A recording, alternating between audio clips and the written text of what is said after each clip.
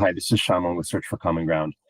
This latest news of the ceasefire and the exchange of hostages and prisoners between Israel and Hamas. For the supporters and followers of our organization, we encourage people to consider taking any number of steps. At the very least, refrain from sharing content online, social media posts, etc., that diminish or ignore or belittle the trauma either of Israelis or Palestinians or the people who support one or both of them. The world is full of so much diminishment and cruelty right now. At the end of the day, the peoples on the ground of this region are never going to reconcile if their trauma and pain is simply ignored or belittled or brushed aside. If you can take a step beyond that and support Palestinians and Israelis to grieve, to mourn, to recover, to begin that process and advance that process within each of their own societies, please do. And beyond that, if you can support any and every effort, joint Israeli and Palestinian effort, or at least coordinated effort to rebuild, to begin the process of trust building.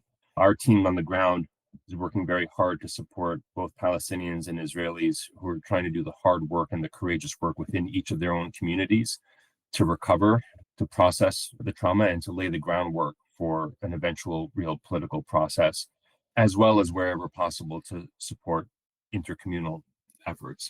Working hard to get on the ground in Gaza right now to support that terribly traumatized population.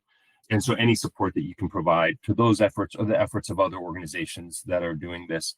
The easiest thing in this conflict is simply to despair or to sit back with a wait and see attitude, because there are a million and one things that could trigger a resumption of mass violence. And so it's always safer, less risky to simply have no hope and to watch things from the sidelines.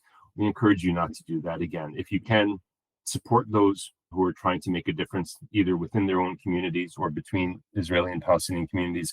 Encourage your government leaders to not only maintain, but possibly increase the amount of engagement and, frankly, positive pressure on all parties to translate the cessation of violence into a permanent end of violence and the beginning of a legitimate political process. Please do. Perhaps with a lot of support and courage, this can be the first step in ensuring that this latest violence was the last, not just the latest war in this decades-long conflict.